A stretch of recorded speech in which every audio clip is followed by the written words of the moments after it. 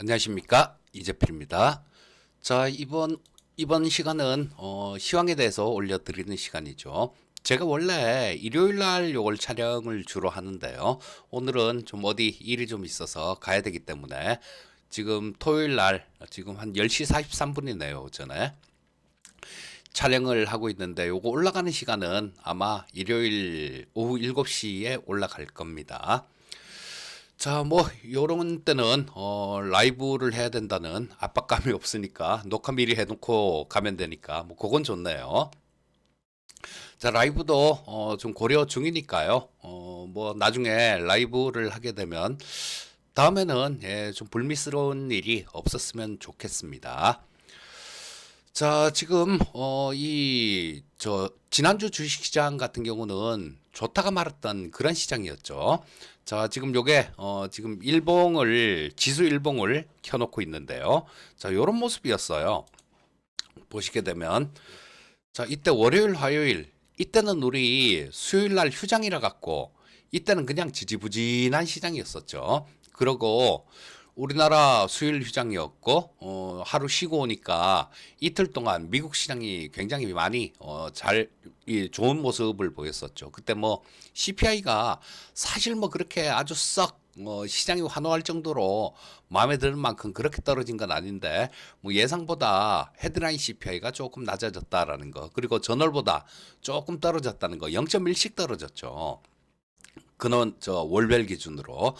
자, 그런 것 때문에 좀 저 미국 시장은 환호했고 우리나라 시장 같은 경우도 갭으로 떠서 시작했는데요. 자, 여기 전고점 근처까지 올라온 상태니까 여기서 저항을 받은 거예요.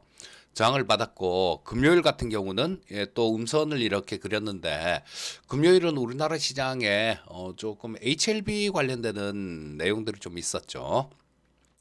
자, 뭐 이거 승인 난다라는 게 목요일, 원래 목요일이 예정이었죠. 그래서 우리 시청자님들도 뭐가 딱 한다. 뭐 내지는 유상증자 뭐 저 삼자 배정 유상증자 이런 것도 마찬가지입니다. 돈이 들어온다는 날 첫 번째 돈이 딱 들어와 줘야 돼요. 그렇지 않으면 불발되는 경우가 많더라고요. 저때 HLB 역시 마찬가지 모습이었습니다. HLB 차트를 한번 볼까요? 자, 이런 모습이었는데 지금 뭐 점으로 하한가를 맞아버렸죠.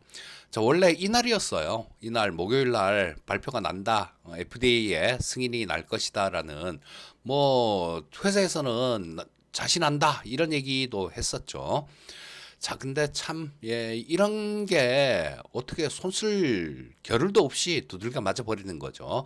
시간 외에서 뭐 한 2%대 정도 HLB가 하락했으니까 그때가 팔 수 있는 이날하고 그때가 팔 수 있는 마지막 기회였었는데 그때 좀 그 회사를 믿고 어떻게 보면 착한 순진한 투자자분들이죠. 이런 분들 같은 경우는 굉장히 좀 아픔이 컸을 것 같습니다. 제발 좀 그런 것 좀 하지 말았으면 좋겠어요. 이 뭐 댓글 악플 적는 분들도 뭐 그런 과겠지만요. 저 게시판 같은 데 들어가 보면 이 하한가 맞은데 뭐 여기서 육개장 내오너라 뭐 이런 얘기들 하는 그런 몰상식한 인간들이 있죠. 그 본인도 그렇게 당합니다. 본인도 그렇게 당하니까 제발 좀 그런 것들은 그런 문화는 좀 없어졌으면 좋겠다라는 생각이 들어요. 자, HLB 주주님들은 힘내시고요. 뭐 어떻게 제가 뭐 위로를 드린다고 위로도 안 되겠지만 뭐 이 얘기는 안 하는 게 여기서 끝내는 게 좋을 것 같고 다만 한 가지 이걸 왜 굳이 끄집어내서 말씀드렸냐면요. 자, 우리 그냥 시청자님들께서도 꼭 기억을 하셔야 돼요. 뭔가가 나온다 그러면 그때 딱 나와줘야 된다라는 거. 그리고 제가 이런 쪽들은 잘 매매를 안 해요. 신약만 개발 딱 하고 뭐 다른 거 아무것도 없는 그런 기업들은 매매를 잘 안 하는데 왜냐하면 그 하나가 무너져 버리면 끝나는 거죠. 자, HLB 같은 경우는 뭐 서류 보안 뭐 이런 것들 뭐 우리 리버세라님 쪽에서는 문제가 없는데 병영 치료한 게 그게 뭐 미비된 것 같다 이런 얘기를 하는데요. 이런 얘기 다 집어치우고 그 신약 개발하는 거 리스크가 너무 큽니다. 우리 전에 신라젠 같은 거 보셨지 않습니까?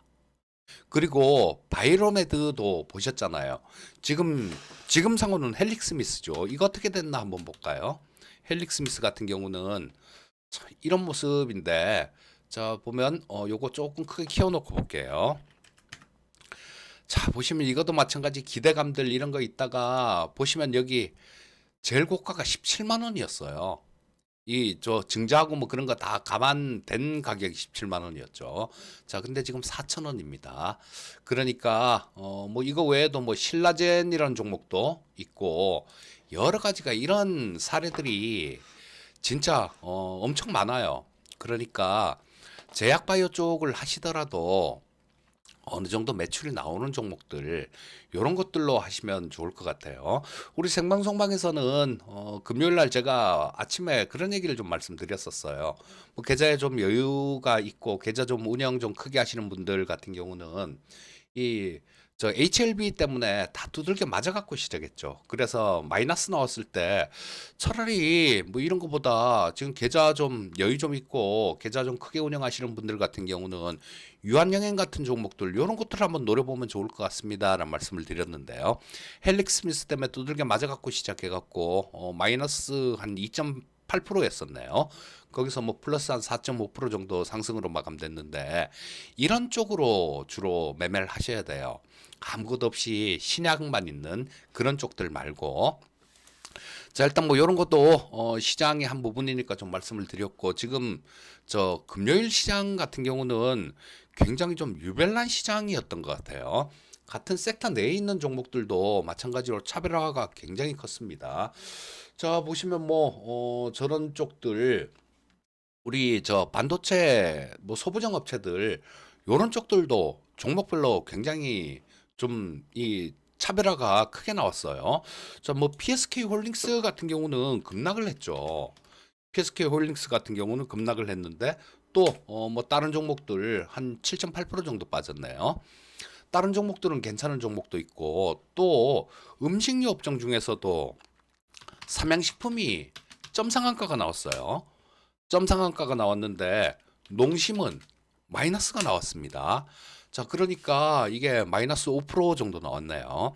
자, 그러니까 이게 지금 뭐 실적 때문에 이런 모습이 나오기도 합니다만 실적 발표 시즌 마지막 날이었으니까 이런 모습이 나오기도 합니다만 근본적으로는 시장의 종목별 차별화가 굉장히 강하게 나타나고 있는 시장이다라는 거 그런 부분들은 꼭 기억을 해 놔야 될 것 같아요.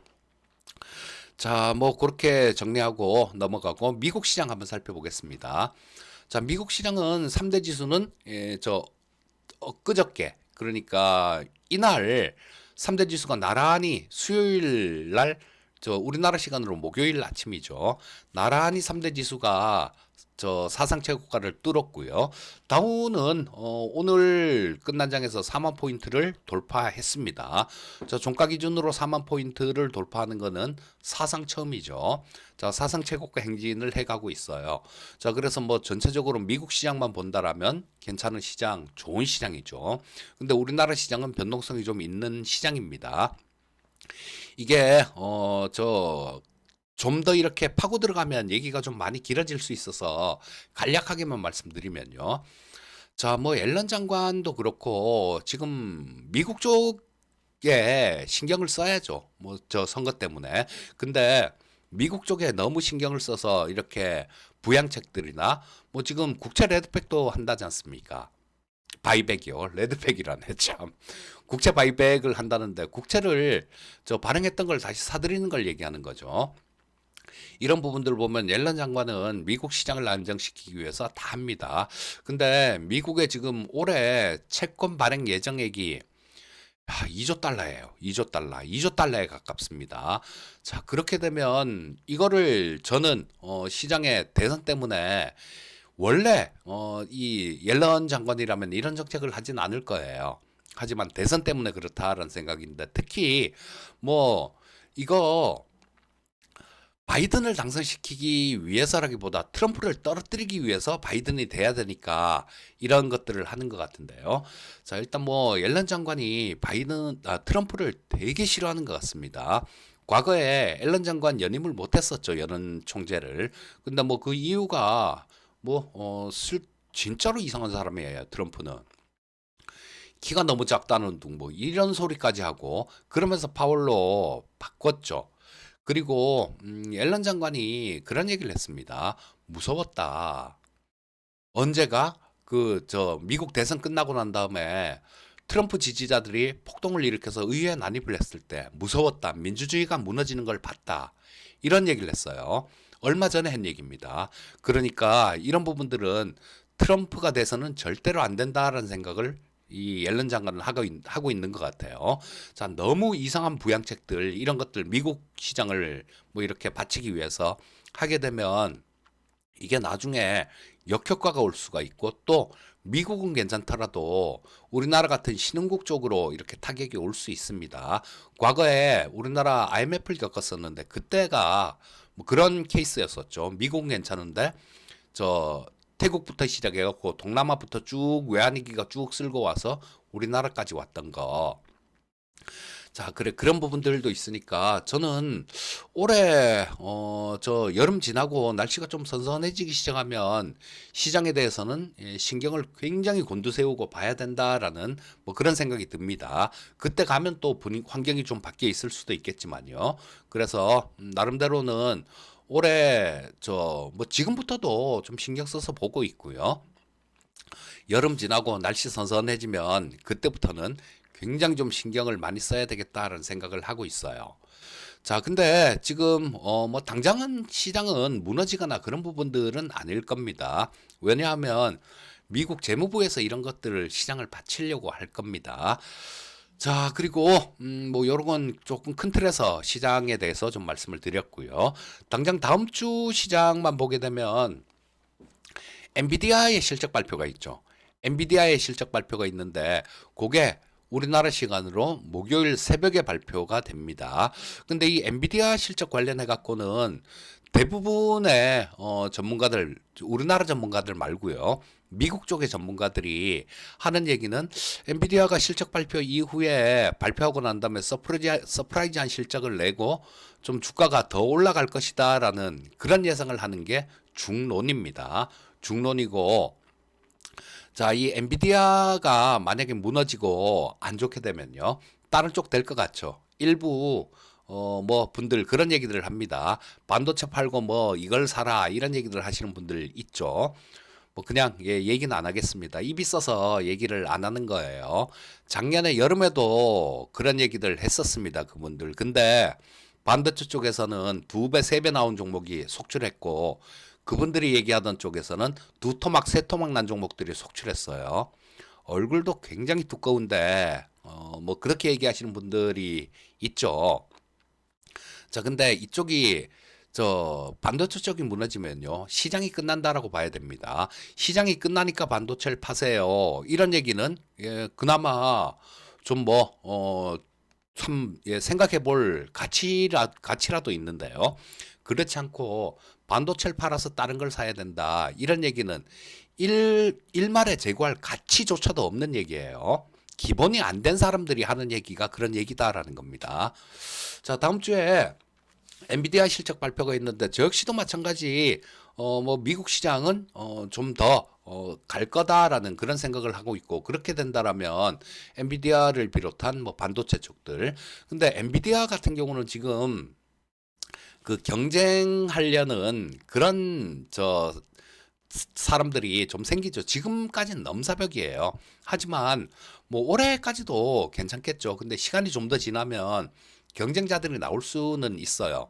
항상 그래 왔습니다. 뭔가 시장이 너무 독점 체계로 가다 보면 거기에 대항하는 그런 제품들도 나오고 그런 것들이 형성이 돼 왔으니까요. 자, 그래서 반도체 쪽, 요런 쪽 같은 경우는 제가 최근 들어선 그런 말씀들을 드리고 있죠. 너무 많이 오른 종목들, 그런 종목들은 조금 주의해라, 이런 얘기를 하는데요. 급락하는 종목들이 많아요. 아까 말씀드렸던 PSK 홀딩스만 해도 그렇지 않습니까? 너무 좀 많이 오른 종목들, 이런 종목들 쫓아가는 매매는 그렇게 좋지 않다라고 보고요. 실적이 올해 나아지는데도 불구하고 덜 오른 종목들이 있어요. 자, 그런 종목들을 좀 찾아서 투자를 하시면 그게 가장 좋은 투자다라는 생각이 들고요. 뭐 우리나라 시장 같은 경우도 마찬가지로 뭐 조금 이 파생하는 분들한테 팁 하나 드릴까요? 요즘 시장 그렇게 움직입니다. 주가가 좀 이렇게 빠져서 선물 시장, 우리 베이시스란 얘기는 기본적으로 알고 계시죠? 현물하고 선물의 가격 차이. 베이시스가 좀 벌어지면요. 주가 그때 벌어지고 난 다음 날 조정받습니다. 근데 베이시스가 확 축소되고 난 다음에는 또 다음 날 주가가 좀 올라가는 경우가 많았어요. 우리 책에서 나오는 이론하고는 반대의 경우가 지금 시장에서는 자주 나오고 있다라는 겁니다. 요거 아마 뭐 선물이나 옵션 하시는 분들, 파생하시는 분들한테는 좀 꿀팁일 것 같은데 지금 최근에 그렇게 움직이는 경향이 많으니까요. 지금 금요일 날 베이시스 같은 경우는 좀 줄어들었죠. 그래서 월요일 시장은 뭐 조금 괜찮지 않을까? 뭐 그런 생각을 좀 하게 됩니다. 자, 뭐, 예, 요거는 파생을 하시는 분들이 아니라 원래 제 지인들 때문에 시작한 채널이고 제 지인들 중에는 파생하시는 분들이 그렇게 많지가 않으니까요. 자, 요 정도까지 하기로 하고 일단 예, 뭐 다음 주 시장 같은 경우는 주 후반 정도 엔비디아 실적 발표 나오고 그러고 난 다음에 뭐 저 이 실적이 예상치 다들 예상치 이상 나올 걸로 그렇게 예상됩니다. 한다라고 그런 전망들이 많아요. 자, 뭐 이 엔비디아라는 종목 요런 것들하고 반도체 쪽 요런 쪽들은 조금 힘을 낼 수 있지 않을까 싶은 생각이 들고 단 반도체 쪽도 마찬가지 선별적으로 투자를 하셔야 됩니다. 자, 그렇게 보시면 될 것 같고, 자, 오늘 방송은 요 정도까지 해야 될 것 같습니다. 자, 수고 많으셨고요. 저는 다음에 또 뵙도록 하겠습니다. 감사합니다.